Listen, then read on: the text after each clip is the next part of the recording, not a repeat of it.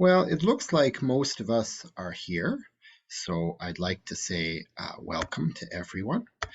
My name is Dave Waddington. I'm the co-director of the Center for the Study of Learning and Performance here at Concordia.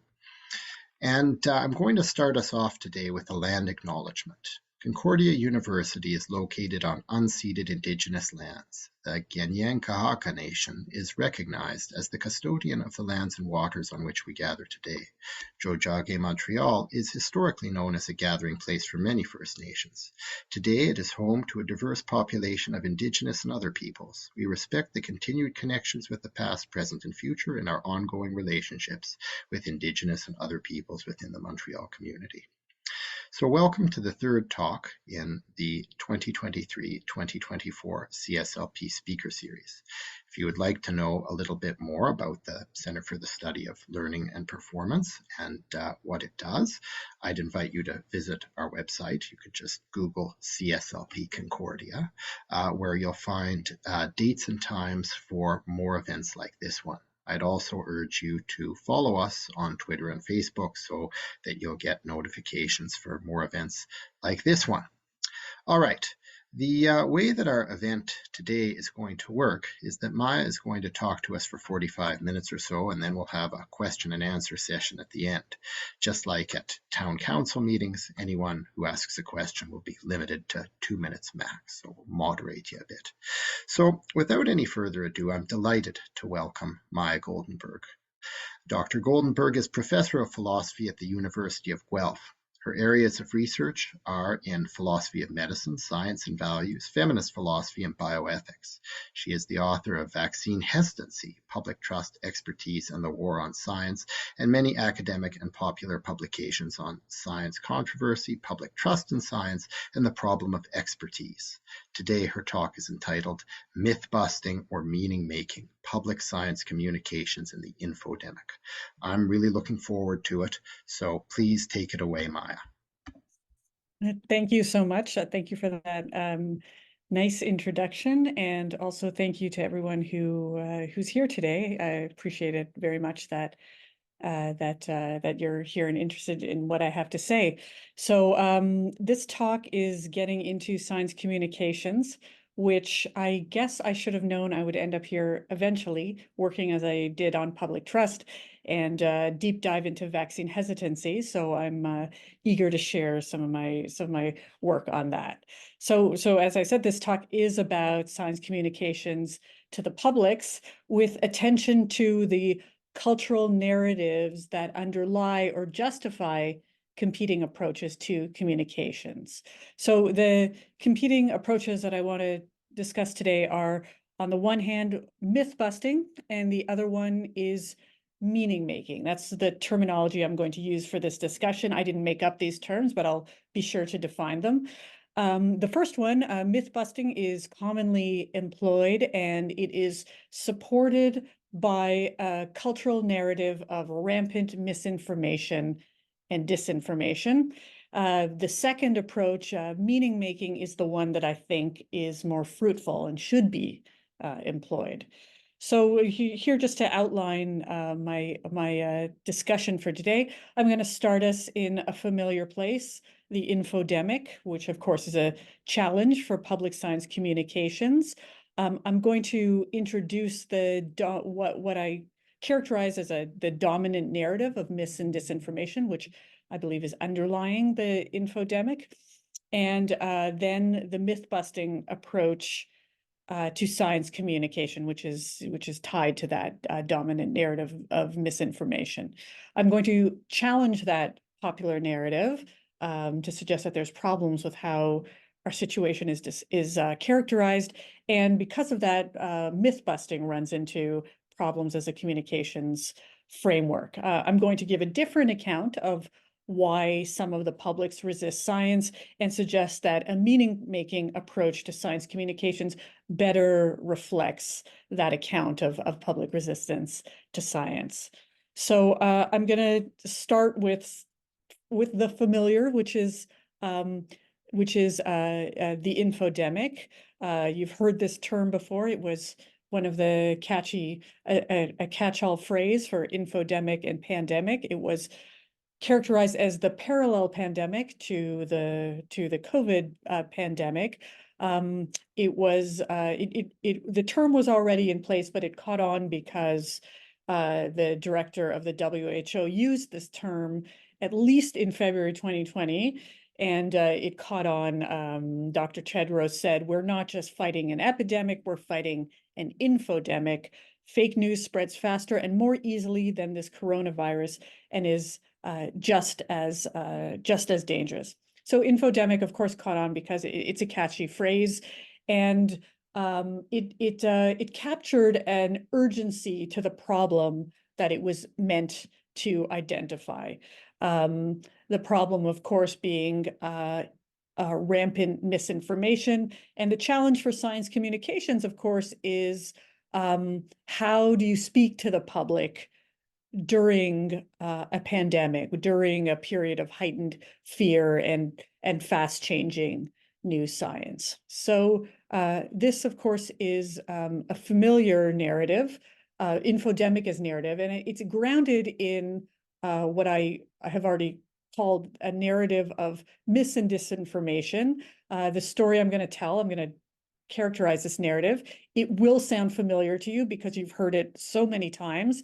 So first I'm going to describe it, and later I'm going to problematize it. Okay, so the narrative of mis and disinformation usually starts with the very bad situation that public trust lowered during the COVID pandemic. Okay, it's lower now than it was pre-pandemic, and there's a lot of support for this claim.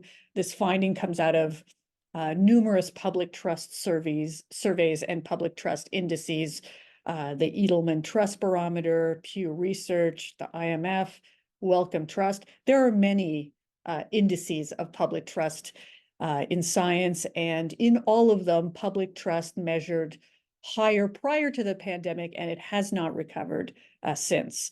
We've also, a generally known finding is that the trust and distrust in science is very politically polarized. And everyone also seems to agree that COVID has had a negative impact on all kinds of relationships, between each other, but especially between relations between people and all seats of power. So science as an institution has suffered, so have actual scientific institutions. There's lower trust in government, lower trust in influential business sectors like big tech and media communications. And of course, we want to know why that is. And the dominant explanation is always captured in one word. It's misinformation. Misinformation is the problem. So the political communications researchers, Lance Bennett and Steve Livingston, give a pretty dire description of total breakdown of multiple knowledge systems, information systems, and communication systems. And what results, they say in this 2018 paper that you have on your screen here, is what results is a new social and political system that they call the disinformation order. And they write in this 2018 paper, many democratic nations are experiencing increased levels of false information circulating through social media and political websites that mimic journalism formats. In many cases, this disinformation is associated with efforts of movements and parties on the radical right to mobilize supporters against center parties and the mainstream press that carries their messages.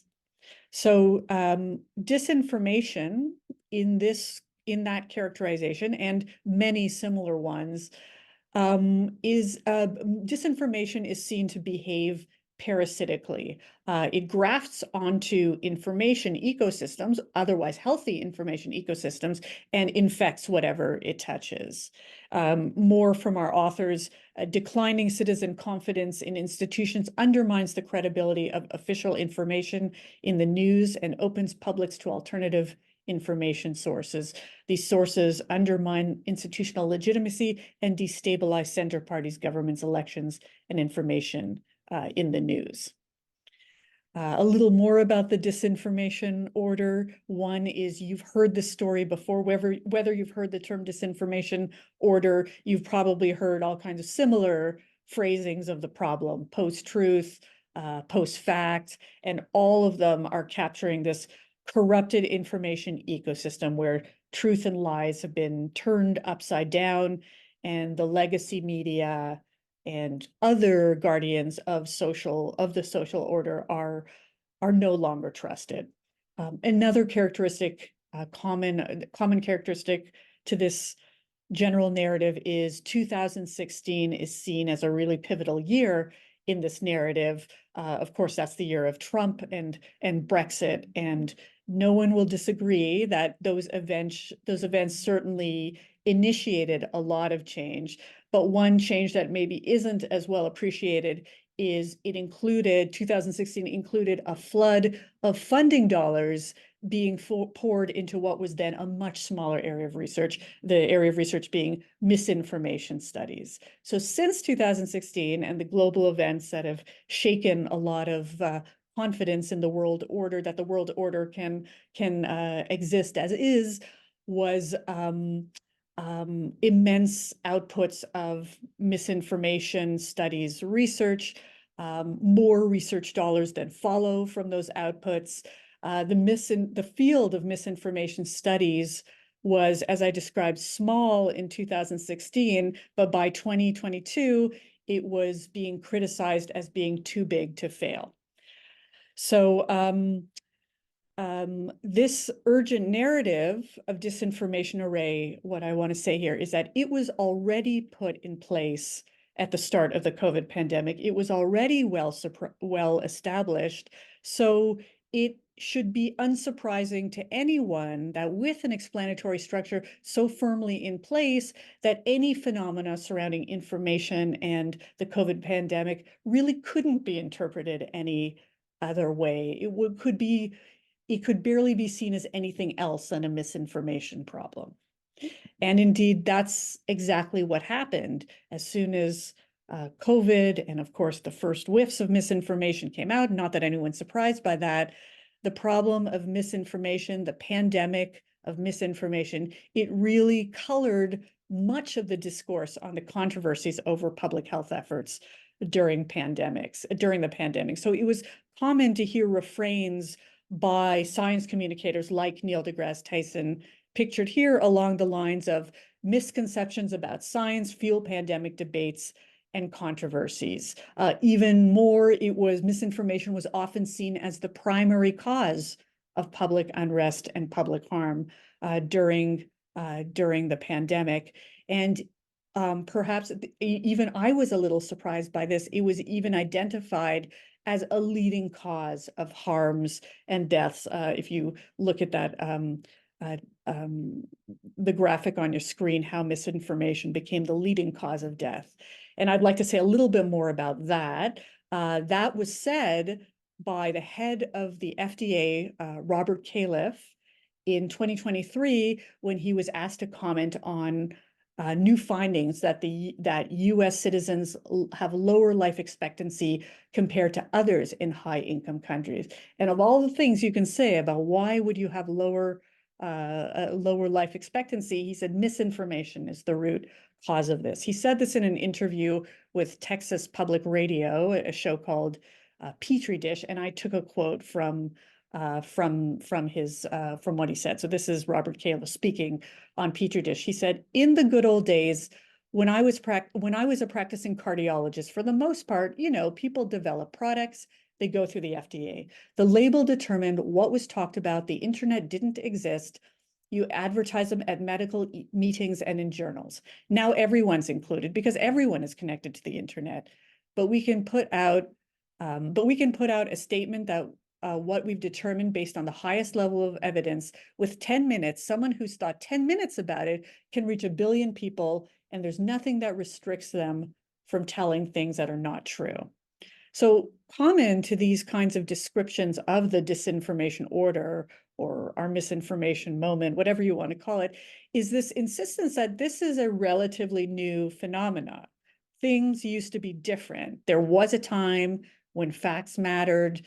This was a time, the good old days, as Caleb calls it, when government institutions were trusted, when legacy media shaped a healthy information ecosystem, and experts were recognized for their expertise. So with this history in place and a sense of what's been lost, the desired future is to restore the primacy of science, truth, and facts. And I propose that this goal is what is captured in the myth-busting approach to science communications. So now I can actually talk about science communication. So myth-busting. So this confidence in the misinformation narrative and that we can fix it by getting rid of misinformation was evident in the public health outreach during COVID. So these communications that I'm thinking of, and this is an example on your screen, I'll say more about it, they utilized a myth-busting frame, so I'm going to describe and I'm going to associate it with this misinformation narrative that I keep hinting at that I'm critical of, but I'll say why an example. So on your screen here, you see an example. This was issued by the CDC, a myth versus fact framework on why you should get vaccinated. So the myth versus fact framework, or also called the myth fact message frame in some communications research, presents this tidy separation of scientific facts in one column and non-scientific fiction, such as rumors or conspiracies and myths, in the others. And these infographics still are everywhere, but they certainly were everywhere during the height of COVID. And where does that term come from? There was a Discovery Channel show that ran 2003 to 2016 called Mythbusters, where a couple of funny guys tested urban legends and myths using science to find the truth. So this is where the idea of debunking myths comes from. It comes from this show, disproving misinformation, and of course it got picked up as a science communications approach and an approach to dealing with public health issues. So myth busting has been a big growth area of public science communications throughout the COVID pandemic. To illustrate that point, I did a 5-second search of COVID Mythbusters accounts on Twitter. This was a year ago. A lot of them have been closed since then. And you come up with these virology Mythbusters, COVID-19 Mythbusters, COVID Fact Check UK, COVID-19 India, et cetera, et cetera, et cetera. There were many, all using that this is the myth and this is the corrective fact as a way of advancing information and communicating to the public. We saw on the WHO website that the advice that they gave to the publics utilized this myth fact frame. You see Mythbusters right here in the tab on the left. Very publicly recognizable medical institutions like the Johns Hopkins Medical School did a myth versus fact series featuring their own faculty experts addressing the myths and providing the corrective facts. There were many, many articles like this one published during COVID. There's some quantification of how many, but I don't have that data in front of me. But you found them all over health and well-being sites. You typically find the myth about the coronavirus in bold font, as you see here. It would be followed by the correction. I've highlighted fact on the screen, and then there'd be a more detailed explanation of why it is false. So I'm just going to read the tiny print here just to give you a sense of it. Myth: the COVID-19 vaccine can affect women's fertility. Fact: the COVID-19 vaccine will not affect fertility. The truth is that the COVID-19 vaccine encourages the body to create copies of the spike protein found on the coronavirus surface. This teaches the body's immune system to fight the virus that the specific spike protein, that has the specific protein in it. And then the next paragraph, they go on to debunk the myth, where they explain how some confusion arose on social media, misidentifying the spike protein on the coronavirus to be the same as another spike protein that is involved in growth and attachment of the placenta during pregnancy. Okay, so many, many like these.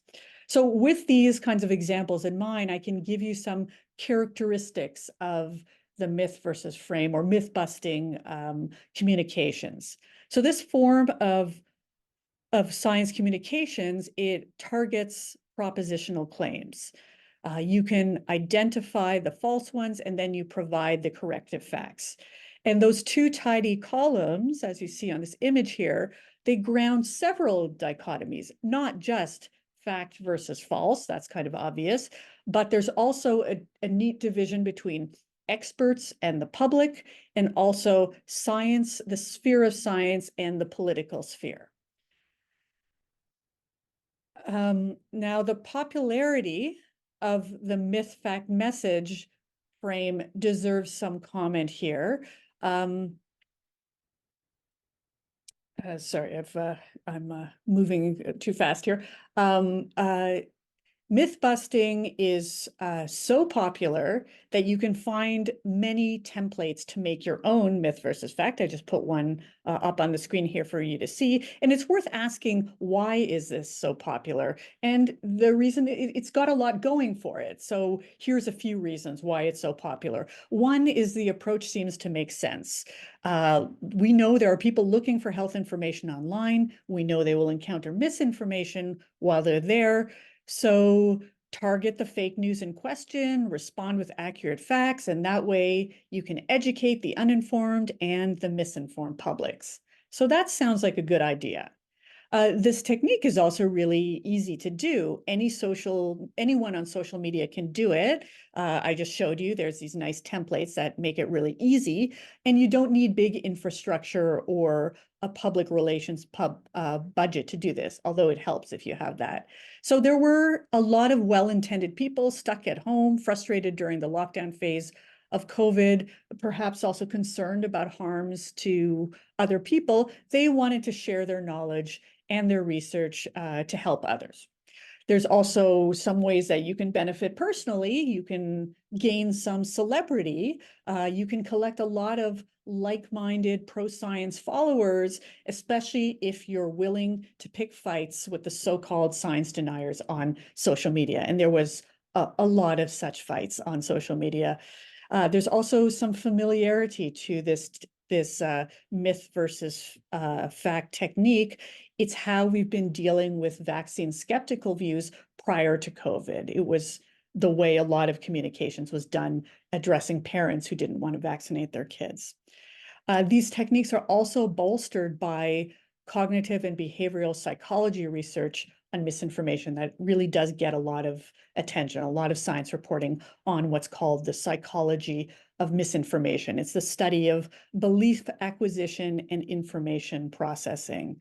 So this psychology of misinformation area, they do experimental studies of interventions to see if they can minimize the uptake and impact of misinformation on people's beliefs and subsequent actions. So through this research, we've received all kinds of strategies for preemptive and reactive intervention. So you've probably heard the term debunking before. That's a reactive intervention. What do you do if someone encounters misinformation? You debunk it. And there's now much more interest in preemptive interventions called pre-bunking or inoculation against misinformation, which is kind of like teaching critical thinking skills and telling people what to expect so that they don't fall for it when they do. Okay, all the good things about the myth versus fact frame, but there are problems with the myth versus fact frame that I'd like to highlight, two in particular. First is that psychology of misinformation research that I told you gets a lot of attention, and there's a lot of hope that this can get us out of our current dilemma. But the findings that come out of this research area are really not impressive. We've seen at best short attitudinal shifts among the people who engage in the experimental interventions. So after doing some kind of intervention, people may be less committed to their prior belief that COVID vaccines cause infertility. So we do shift the dial a bit on attitudes. However, even that shift in attitude does not translate into behavioral changes. We use intention to get the COVID vaccine as a proxy for behavior. And a lot of people will say, I now understand, they'll admit to better understanding, but it doesn't affect their intention to vaccinate at all. In fact, there's some indication of a backfire effect where it might even make it worse. There's at least some studies showing that providing corrective information makes the receiver dig in their heels, makes them more committed to the view that COVID vaccines are dangerous. I'm sure you're wondering why. The hypothesis is that motivated reasoning kicks in once those prior beliefs about why you shouldn't get vaccinated are shaken. So the epistemic agents will then, I guess, move the goalpost to find another reason not to vaccinate. So if not this, then maybe that is what they do. I should say, however, that this backfire effect is heavily contested. There's a ton of literature about whether it actually exists. The biggest supporters of misinformation studies and the psychological research say that these backfire effects cannot be replicated. However, it's still the case that everyone agrees that the outcomes are meager in terms of what we are getting out of these interventions.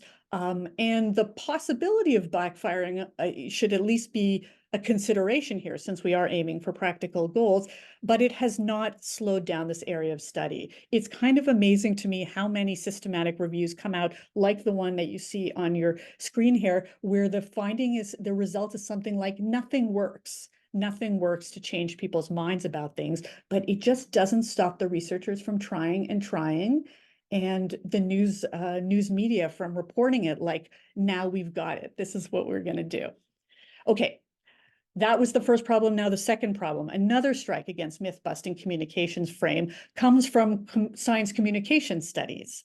The underlying assumptions and values of myth-busting are actually at odds with pretty much all of science communications research into the public uptake of science. And I'll say more about that. So, of course, mythbusters are doing science communications. So this disconnect between research and practice, I think, deserves some attention first. Within this area, looking at how the public receives scientific communications, the best known journal in this area is the journal Public Understanding of Science. I went back to look at the first issue. It started in 1992, was the first issue. And if you look through the pages, you will find several articles criticizing the deficit model of science communications. The deficit model is the very communications model that myth-busting adopts. So since 1992, there's been a lot of science communications research. And if there's one thing that they hold in common is that the deficit model isn't going to work. So deficit model, I think that's a familiar term, but I'll just define it as the reason that the public resists science is because they are missing some important knowledge, and there is a knowledge gap. And the assumption there is that if scientists can fill those gaps in public understanding of science, the public will be more likely to make decisions about vaccination or about other health choices that will be in line with the scientific consensus.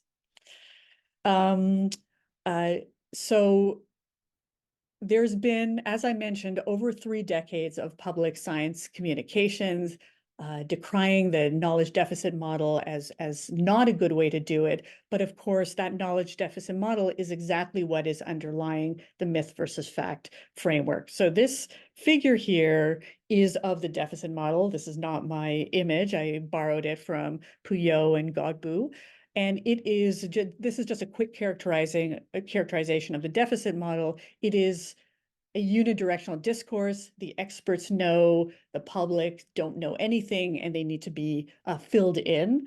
So knowledge, of course, is produced by scientists only, and that's why we have this unidirectional model. It's also called the public education model, but of course, by education, they mean lecture style, where I speak and you listen.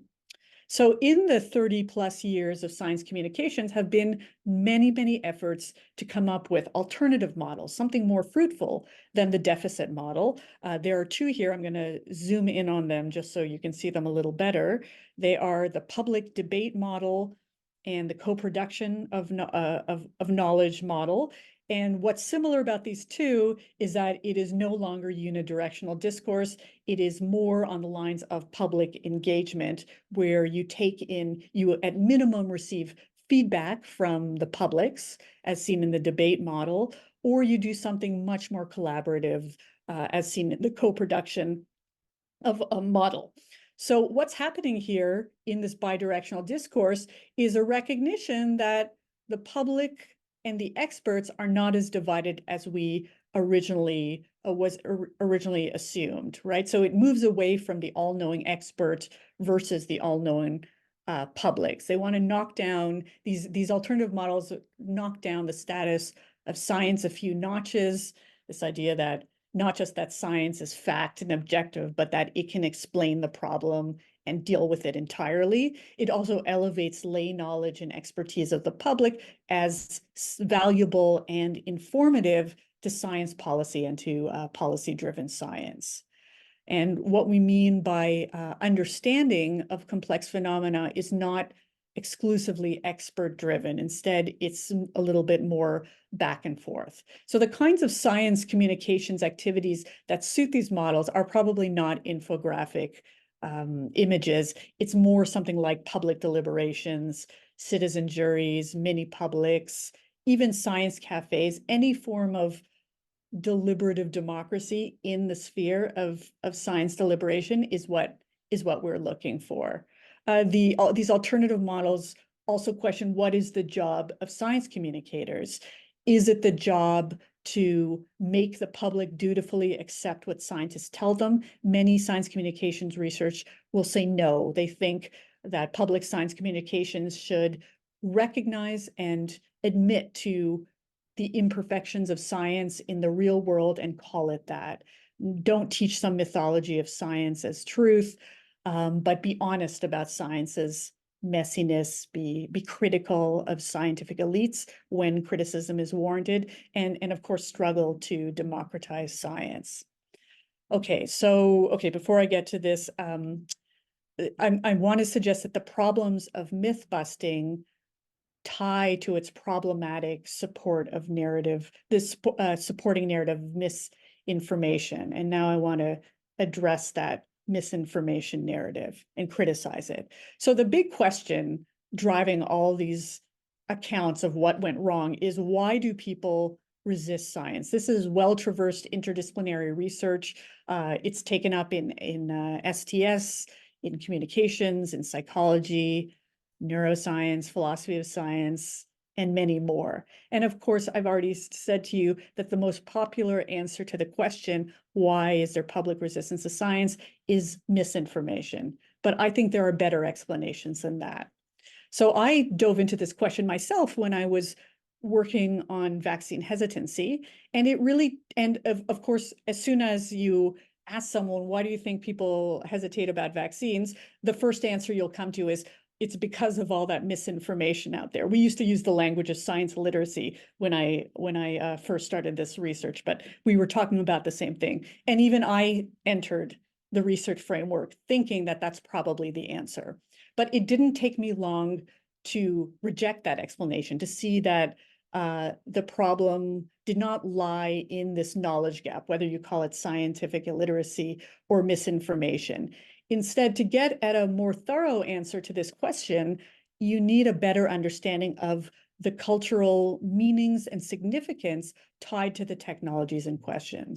And there's no shortage of that with respect to vaccines. So this is taking from my own research. I have a lot to say about vaccines, but if anything, they should be understood in part by their outsized symbolism. They mean a lot more than a health technology, a preventive technology, whatever you want it to mean. Vaccines become a symbol of hope and scientific marvel, but they're also generate fear and resistance.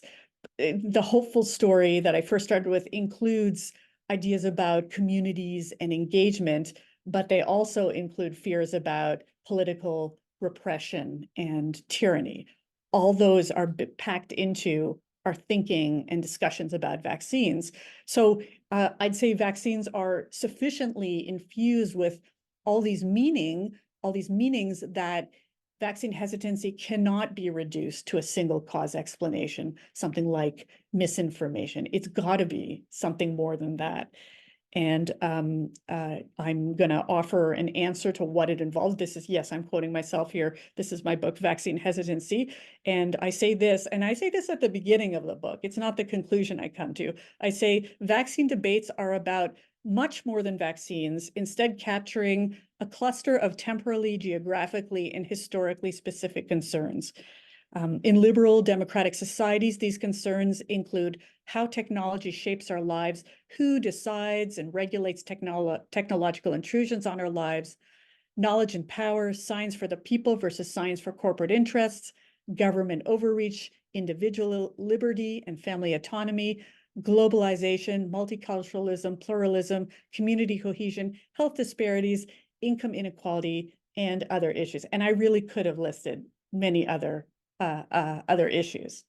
So if this quote is right, then it shouldn't be surprising that the myth-fact framework just doesn't work. That myth-fact framework silences all of the considerations that I just mentioned, preferring instead a singular attribution of misinformation as the problem and facts as the solution. Okay, so now I can get to this area of research that I've already said has got famous, got lots of money and interest pointed into it. And I want to bring up some criticisms of misinformation studies, some criticisms that are already in circulation that I'm going to summarize, and then I'm going to just add one new one. So the first has to do with how quickly it developed, fast-paced, furious funding, and it shaped what many see as a pretty haphazard discourse. People don't like all the jargon that comes out of it, that there's overuse, it's suggested, of unthoughtful jargon, post-truth, post-fact society, truth decay, information warfare. So these terms, they're useful in that they impress the urgency of the misinformation problem and therefore the need for more funding, but they also taint the discourse. They seem to seep into every element of the ensuing discussion. How we tell the story of online disinformation, of course, informs our arguments and frames the research and shapes the responses. So it seems like a better concepts are needed here. I'll just to illustrate that, I'm going to focus on my least favorite trope, which is post-truth. And post-truth, just the term itself, it suggests that there was once a past when truth reigned. And the data to support this idea that we live in uniquely misinformed times is really quite sketchy. There's nothing new about well-funded campaigns of disinformation. We, of course, used to call those propaganda. And just to complicate things a bit, they sometimes came from government leadership rather than fringe groups or foreign interference.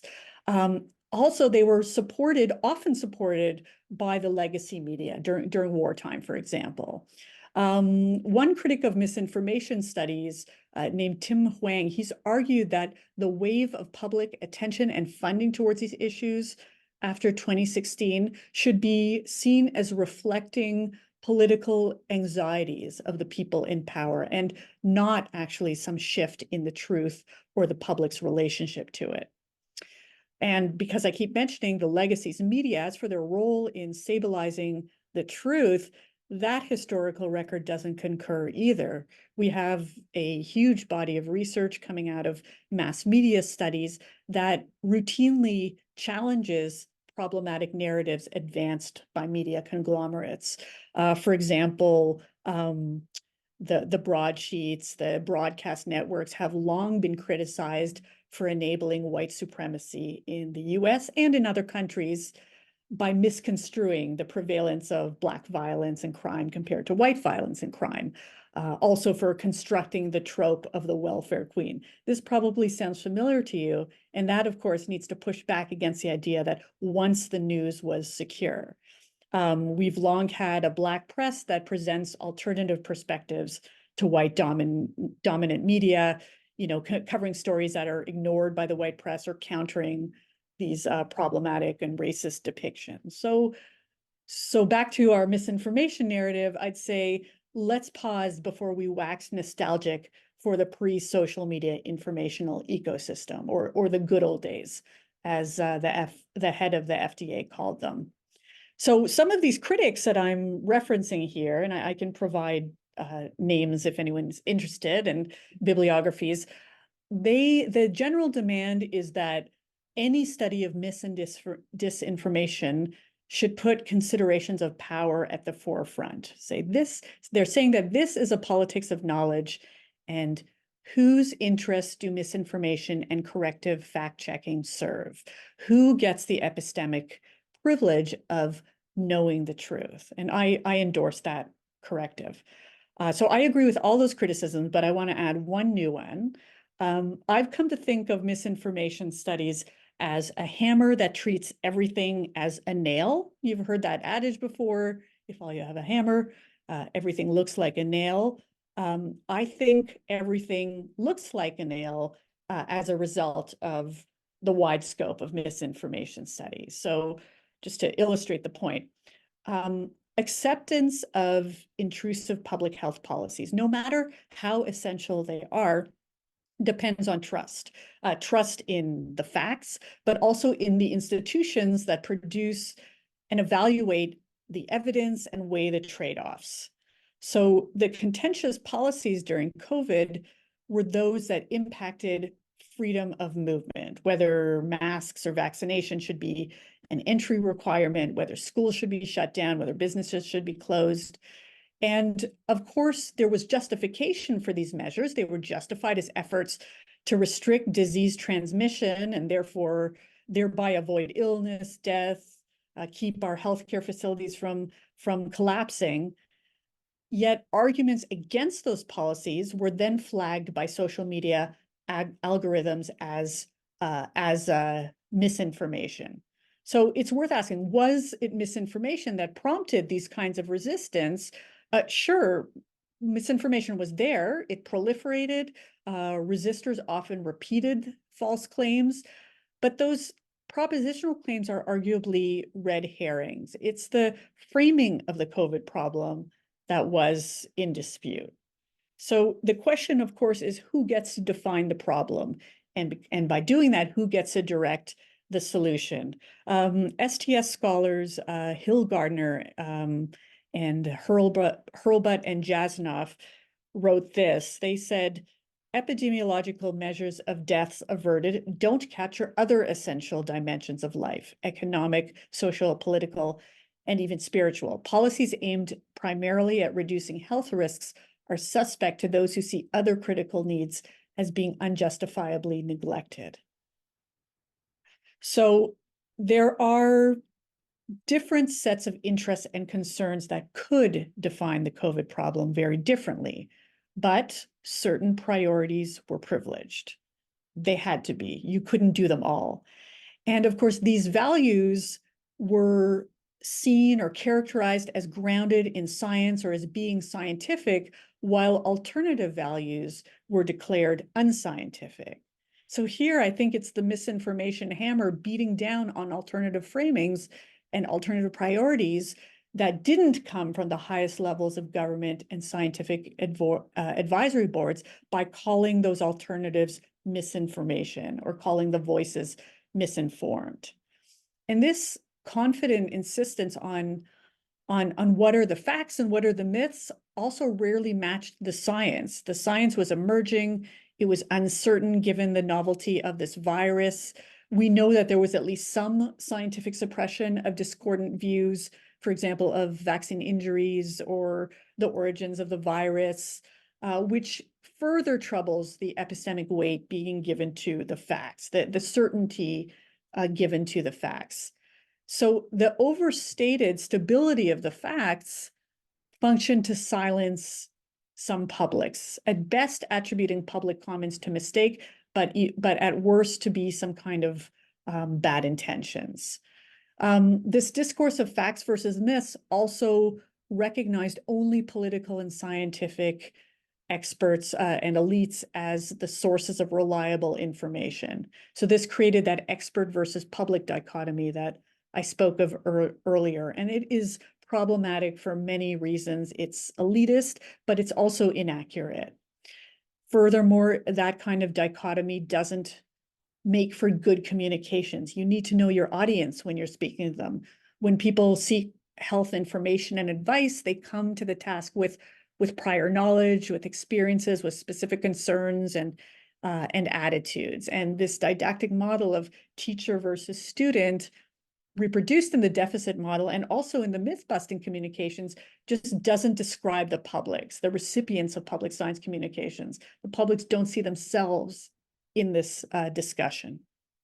So this is all to say that the disinformation order does not explain public resistance to science. It captures some features of the landscape, but it doesn't capture why the publics resist science. Okay, so now I get to offer you just the scaffolding of, a different way of thinking about science communication, which is communications as meaning making. This is an approach that fits with this more complicated narrative of public resistance to science that I've been endorsing. And this work also connects us to the work of John Dewey. I'm going to make some connections there too. Okay, so here we go. Okay, so you'll remember that I characterized public science communications as working to improve public understanding of science through communications.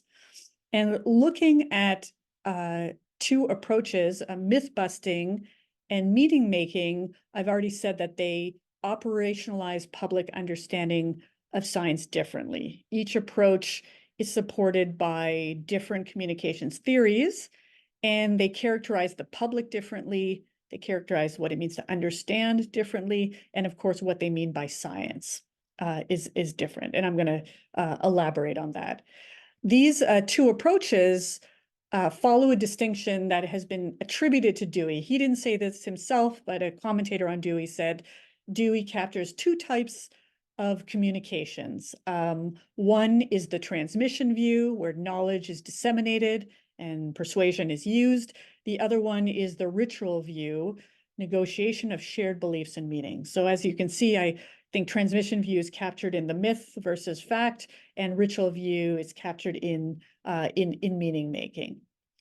Now, Dewey, like others in the pragmatist tradition, committed to an ontology where understanding the world is to experience and interpret events. It's not to unearth fundamental truths. So that's already quite different. Communications are an access point to shared understanding, and understanding is generated collaboratively. Truth, importantly, is co-constituted by the people trying to solve the problem. And probably most direct to our discussion here is communication is not a one-way transmission of knowledge. Instead, it's a process that forms our experiences and relationships with each other and the way we live. Okay, so I created this table not to, by doing this, I know it's making it look like I'm making a new dichotomy between the two, but it was really to capture those differences that I think are meaningful here. I'll focus on meaning making. So the communications theory that's being advanced here is something like working to create a society within to live. It's not just about knowledge dissemination. The publics are seen as diverse and having what has been called lay expertise. They've got relevant knowledge and values that ought to be considered in these discussions. Understanding is not expert-driven, but rather it is co-constituted by experts in the public. And science is also different. It's not value-free. It's not fact. It is messy. It is fallible. It is many things. It is value-laden, but it is not relative. So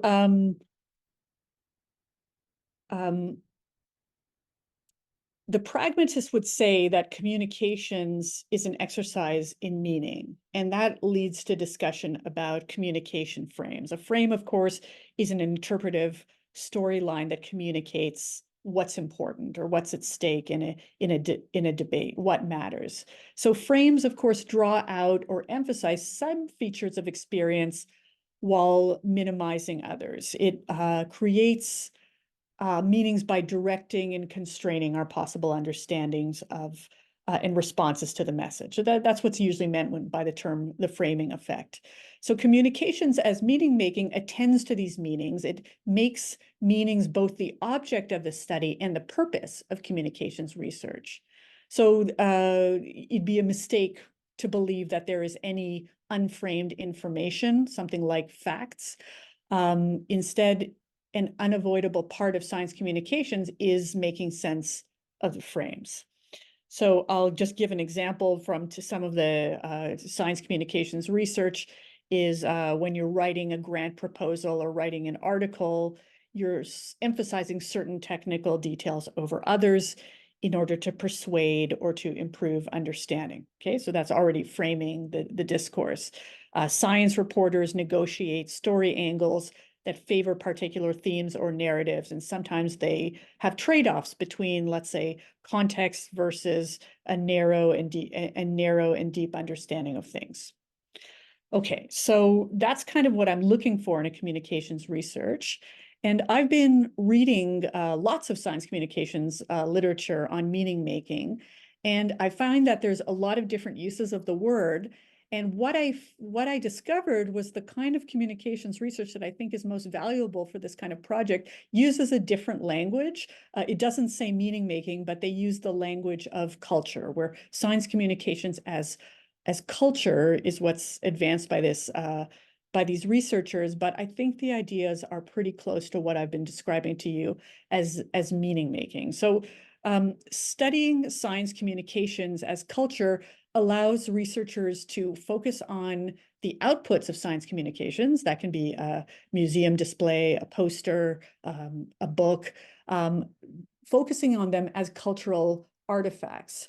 And what comes out of this effort is an examination of the meanings that are made via those artifacts. So science communication as meaning making and as culture are kind of close to each other. The idea of science as culture usually starts with the work of anthropologist Clifford Geertz, who wrote this who famously wrote in his 1973 book, The Interpretation of Culture, believing with Max Weber that man is an animal suspended in webs of significance he himself has spun. I take culture to be webs and the analysis of it to be therefore not an experimental science in search of law, but an interpretive one in search of meanings. So culture here is the web of significance and meanings ascribed to it upon reflection and interpretation of primary experience. It helps us make sense of the world. Science communications as culture then investigates these meanings that are made, they're negotiated in different spaces and contexts. So the type of research question that you ask if you're using this science communications as culture framework are things like, what does this instance of communication mean to different actors in it? What wider societal norms and values does it refer to or reinforce? What broader systems of meaning making is it part of? And these questions can be applied to all forms of science communication, science fiction books and comic books, myth versus fact infographics, public deliberation exercises, science cafes. So when you investigate these questions, you recognize and pay attention to the broader context in which science communications are received and challenged and even repackaged to suit other interests and needs other than what the producer of it intended. The work of Sarah Davies and colleagues is particularly instructive here. I put up one very good publication that I recommend. They examine science stories, so all types of science fiction as cultural artifacts. They explain that fictional narratives can communicate all the significant elements in the fact-producing process called science, including the political, economic, and social uses of science. I should say that there's been studies showing that the cultural meanings of science, so I mean the political, the economic, the social, and not the scientific knowledge itself, is probably the most significant element contributing to public attitudes towards science.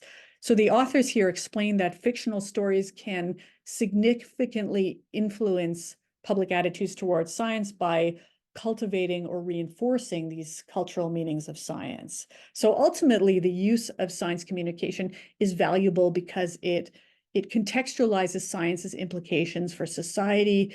It attends to its value as a human activity, the consequences of its use or misuse, and its ideological status. I'm going to quote Davies and colleagues here. They write, thinking about science communication in terms of fiction gives insight into the central stories that modern societies tell about science, and therefore into how societies make sense of science's nature, role, and potential.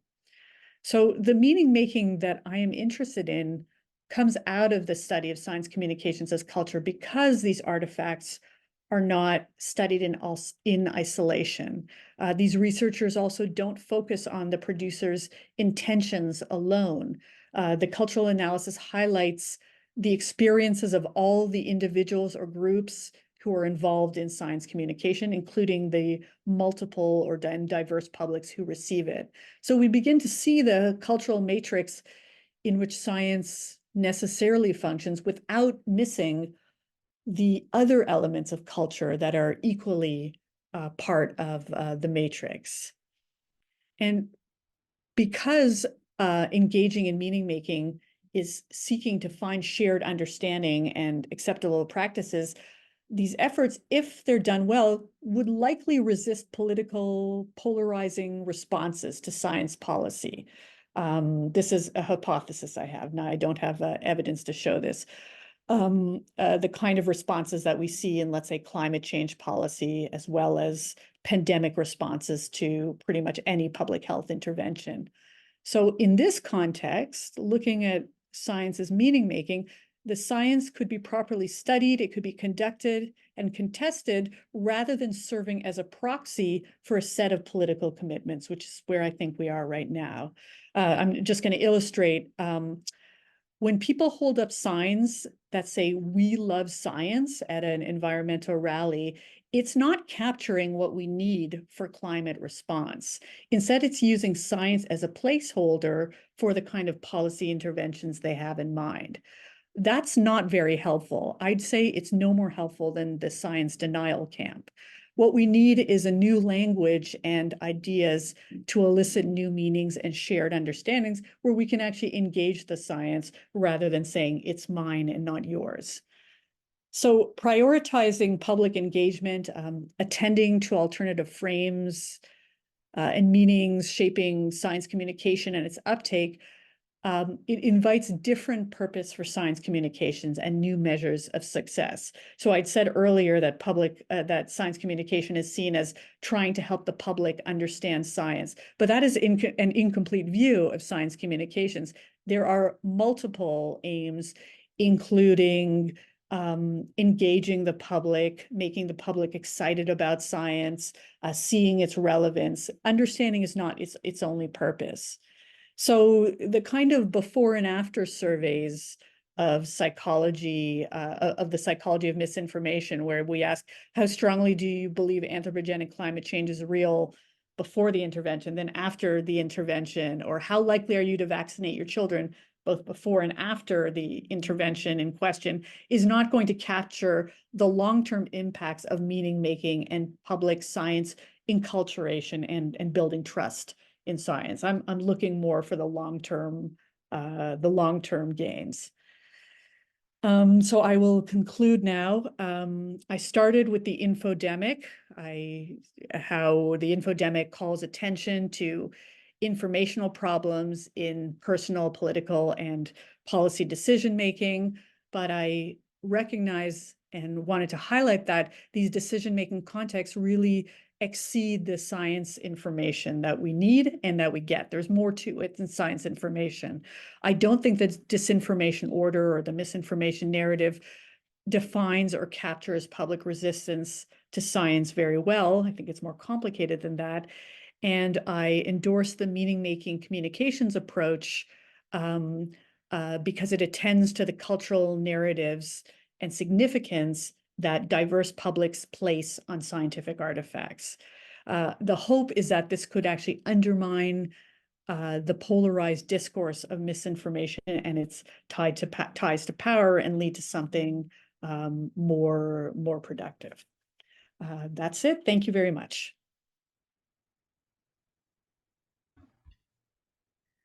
Well, thanks very much, Maya. So what we'll do now is we'll proceed to our question period. I'll just move us back to a standard view.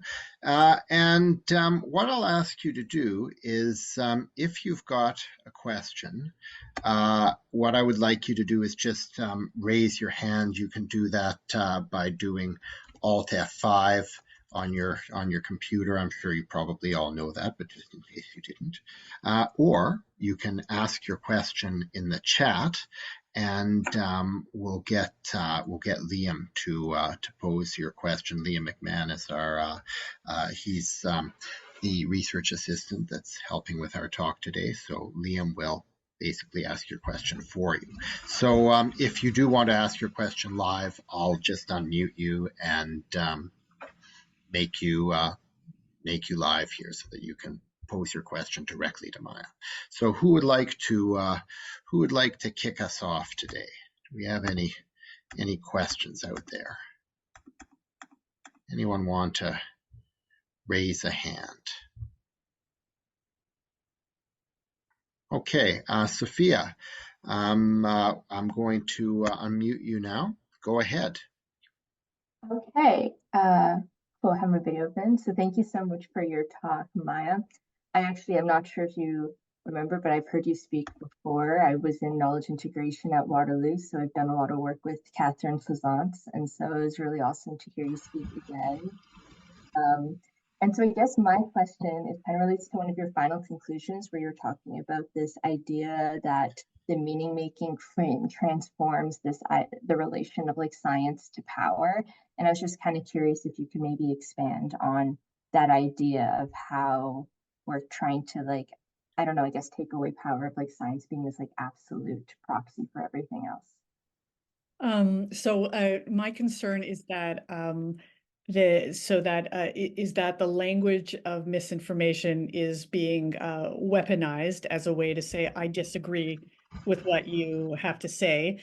And this idea came to me as I spent a lot of time during the lockdown months on Twitter, watching how scientists communicated to each other. And of course, there were, the big blow-ups over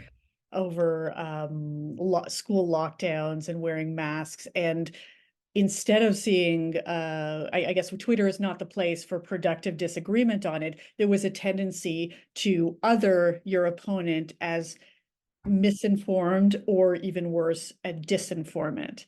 So, I don't think it's surprising to hear, philosophers talk about knowledge as power. And because of that, I wondered, why is it that we frame the discourse as this bifurcated truth and fact, truth and falsehood, especially in situations where the information was changing fast. And what it does is it shuts down dissent. And of course, I'm, familiar with all the multiple perils of dissent. Dissent is good for science, but it can also be taken on by corporate interests and misused in a lot of ways. I'm quite familiar with works like The Merchants of Doubt, where dissent goes badly. However, the misinformation strategy seems to shut that down before we even have it. And I started to worry that that language is just creating more of that us versus them discourse, where of course us is the mainstream view, and we know where we align on those kinds of things. Most of the scientists were in favor of lockdowns, so anyone who disagreed with it didn't get an opportunity to really discuss it, but they were instantly either silenced or shamed, or all the worst characteristics that we usually don't want from productive scientific discourse happened. And I think misinformation plays a part in that. It's a way of shutting down a discussion that before we've even determined whether it's worth having. All right. Anyone else? Anyone else want to pose a question? You can do it in the chat, or you can ask it live. Not seeing any hands yet.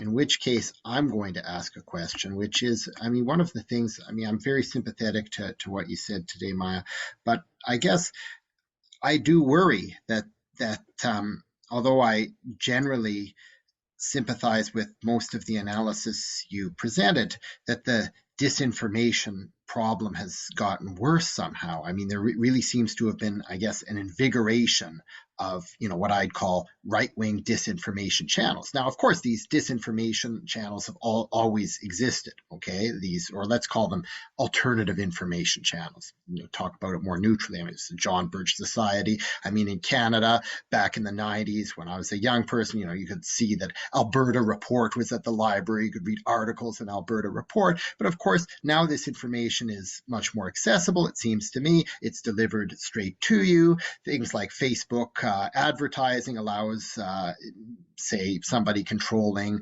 a list like Ontario Proud to target people very directly and acquire new audiences very quickly. I mean, this is clearly something, a phenomenon that concerns governments. It's not just me that thinks like this. Mm-hmm. So, I mean,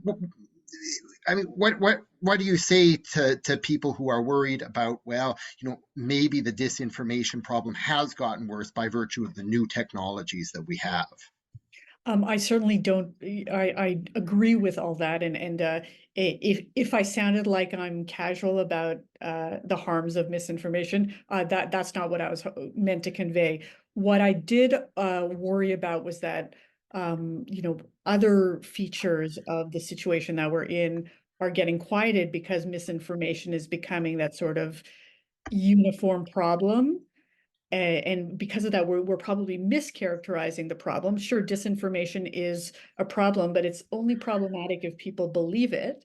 And there's been interesting work where people say, why don't we just step back and look at why people would believe that kind of thing? I did that in my work on vaccine hesitancy, and it doesn't give me a solution to inappropriate fear of and refusal of vaccines. But what it does do is it takes the pressure off the singular kind of narrative where the problem is misinformation, the solution is correct information, and lets us look at other approaches, like the social context, for example, in which people are responsive to misinformation.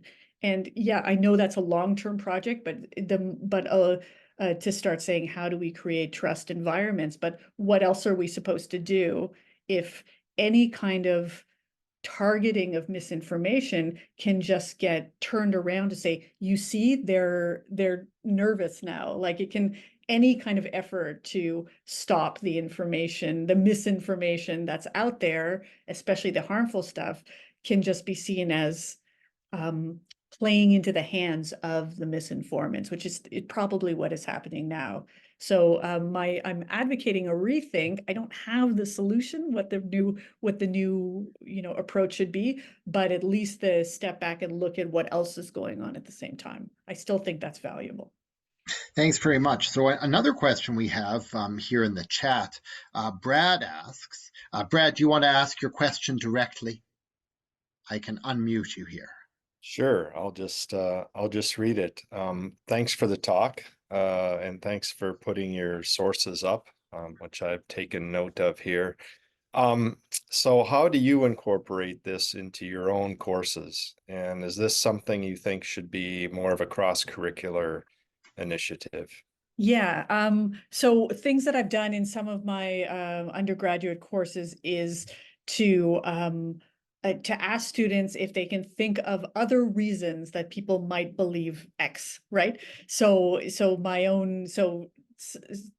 of them know my own research, or I give them an article that I wrote where I kind of challenged the idea that that the publics don't want to vaccinate their kids. This was written before COVID, because they just don't understand the science because they're scientifically illiterate. And I give the kind of contextual analysis. I talk about diverse publics and all kinds of reasons that people are wary of scientific discourse, things like financial conflicts of interest in industry-funded research and harms to marginalized communities, especially among members of those communities. So at least, if anything, it makes my students go, huh, okay, you're right. There are other ways of thinking about this problem and possibly other solutions too. So I have given assignments where I say, why don't you try a different one? And of course, they run to like a different controversy and see if you can find something else.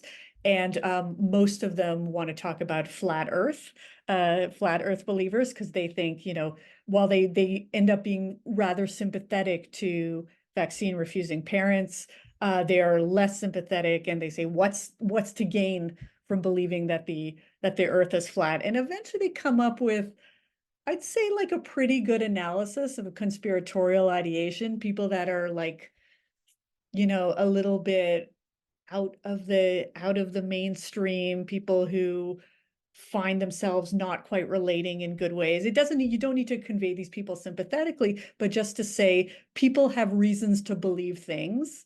And sometimes those reasons don't have to do with their understanding of science. It has to do with, various forms of hurt that they're feeling, or feelings that they don't belong. And if anything, we can at least have that kind of contextual understanding instead of, laughing people off as uneducated and silly about it. So I find that productive. But having all said that, I shouldn't say that I'm teaching them to be sympathetic to flat earthers or climate deniers. Usually they are not sympathetic, but they come to the realization that there's more going on than scientific understanding. And that gets us into questions around meaning making, when we say, so what now that we know this, what could we do to engage people who often don't want to be engaged on the safety of vaccines or things like that. If I could just follow up briefly, I found and I find the John Dewey notion of ritual and negotiating meaning also really powerful, because studies of ritual action versus ritual belief, right, set up, I think, a very productive frame for understanding why people might believe one thing but do another thing, right? Oh, yeah. Peer pressure, I think, is another reason people might not vaccinate their kids, or they might do it and tell people that they're not.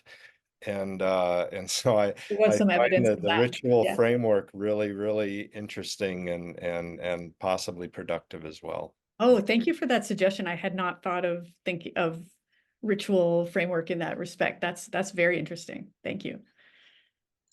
So we have another question in the chat. Jaggy asks, if large parts of science, particularly medicines produced by the corporate pharmaceutical sector, are dominated by capitalist values, won't a sometimes healthy and necessary mistrust of science continue to dominate? Science needs to be rooted in values of cooperation and mutual aid, not profit and individualism. Can you address this power dynamic? We need more science for all and less emphasis on profit margins. When it comes to health, that means healthcare for all without a profit motive. So do you want to address Jackie's comment there, Maya? Sure. I would say that I agree with that claim. It's well known that the public is very mistrusting of current academic industry relationships in biomedicine. I'm a philosopher of biomedical research, so I know this area well.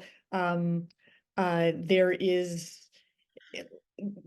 is no good reason to leave it the way it is. And I'm not proposing to get rid of all industry influence, but even very minimal checks and balancing, some distancing between the kind of influence that industry can have over scientific research and still make profits, but profits for good research, not for tricking the publics, is probably the only way to go if the governments recognize that things like vaccine hesitancy are keeping the publics from being healthy. So I said at some point in my book that, it sounds pie in the sky to say, let's put some of the brakes on corporate influence on biomedical research. But if ever we needed a time, I'd say, a pandemic, if ever we needed a time, it's a pandemic that what at least at the time we thought could be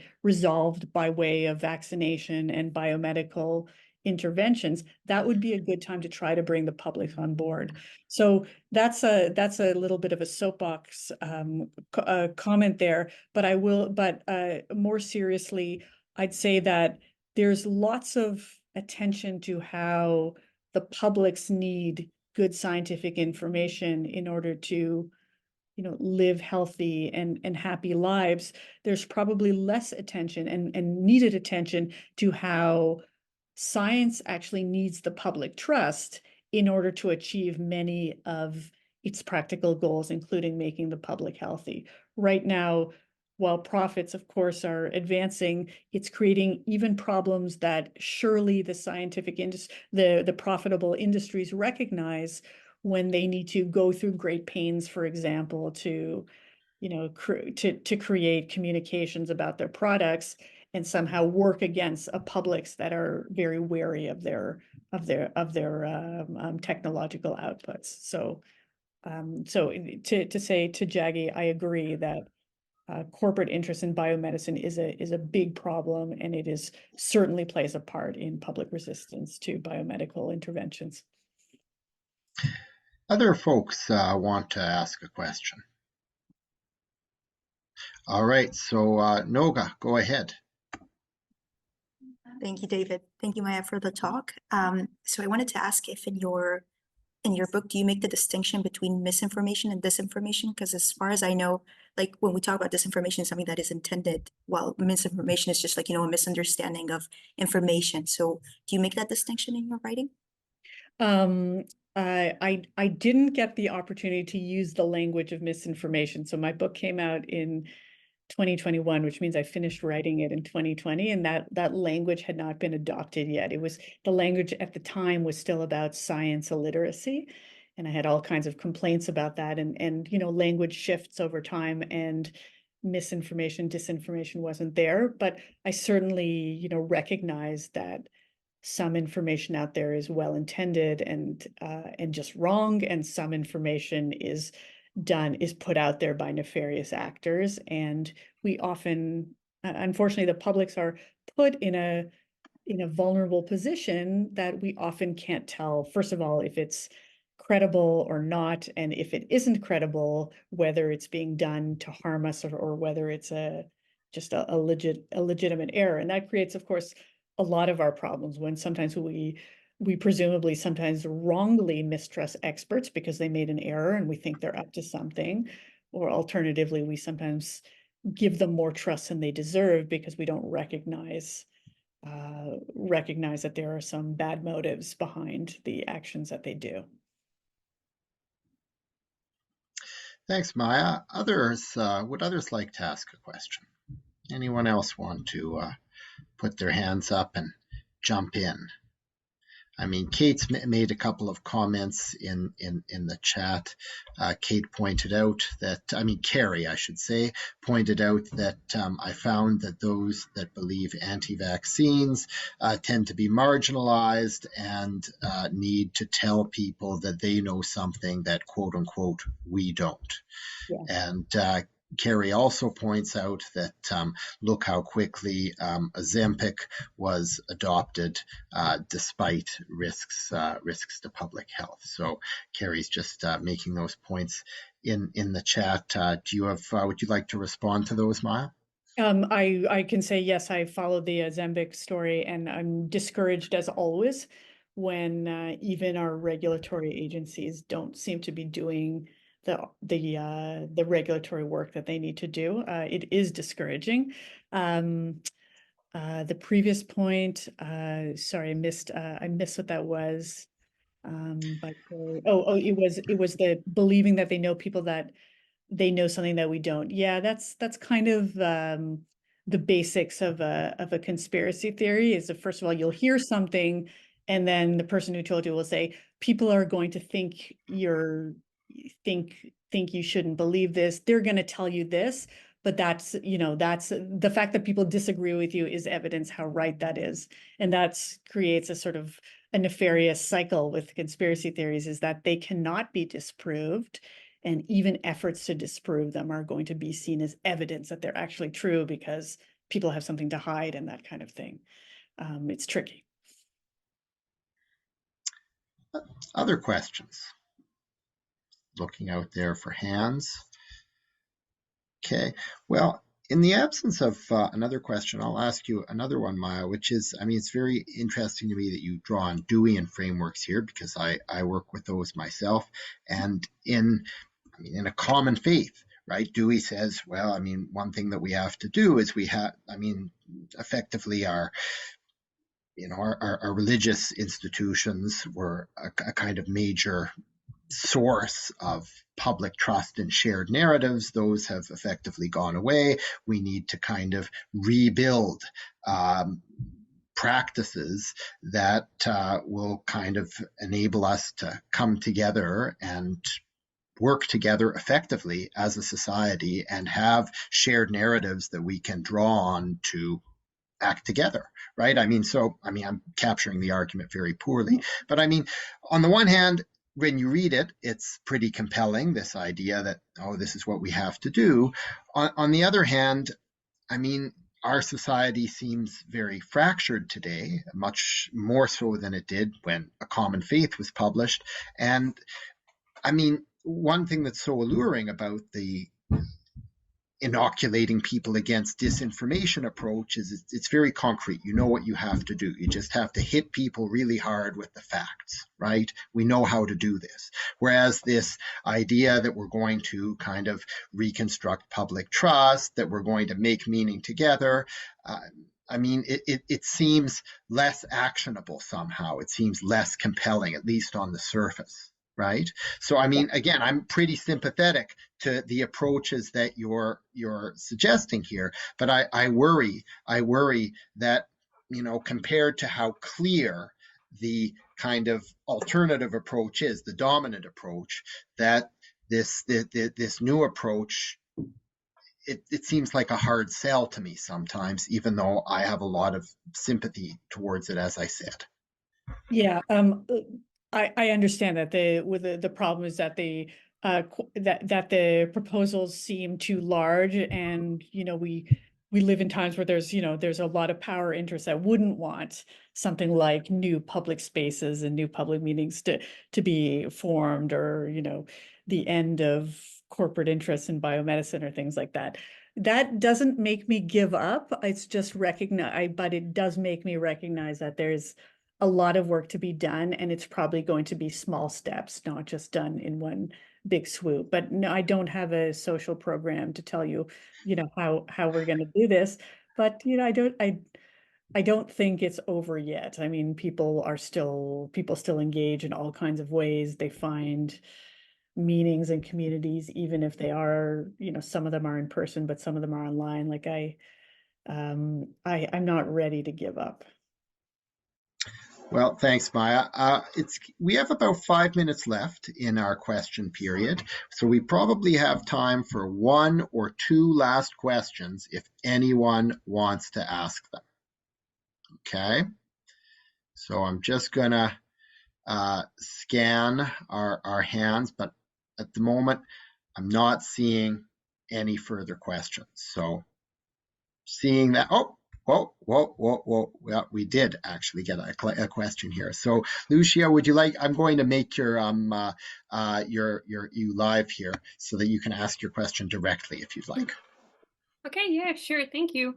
So I really like your meaning making approach. I think it's really great. But one question that I had was that I wonder how on this approach, science can communicate that people sometimes they display a certain behavior that is kind of epistemically deficient, not in a way that they don't have knowledge necessarily, but more so in a way when they maybe not evaluate the evidence presented in a kind of maybe appropriate way.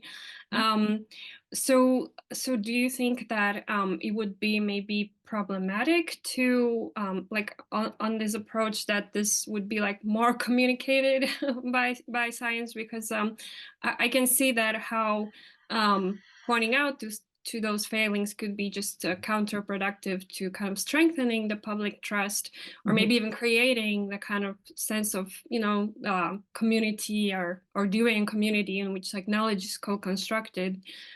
So do you think there's any space for like maybe some criticism within?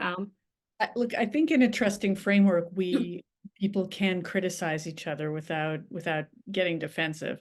The current situation that we're in is where telling a person that they're wrong about, let's say, vaccines is exactly what gets people's backs up. So there's plenty of communications research on like how to talk to your loved ones about getting vaccinated, for example, and there was certainly a lot of it during COVID, and it was all the advice coming from diverse areas of expertise was don't throw the facts at them because they will get their backs up. So getting frustrated with your best friend or your mother and sending them 20 links and saying, read this and then call me, is like the worst thing you can do, because it makes the person feel challenged, not in a good way. However, starting with things like things that we can agree on, starting in a sort of friendly discussion, asking what your concerns are. Let's say if you're saying I'm not going to get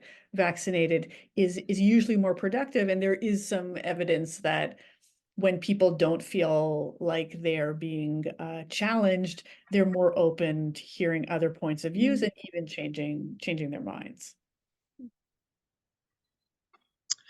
Thanks very much, Maya. So I think it's 2 minutes to 5. I think it's probably time for us to call it quits. So thanks to everyone who stayed around for the question period. Thank you very much, Maya, for joining us today. Thanks to all of you for being here as the audience. We really appreciate it. And stay tuned for further talks in our speaker series. The next one up is Dan Mamlock, I think, who's going to be talking about toleration on March 12th. So you can come back for that. So thanks again, Maya, for being here today. Thanks very much.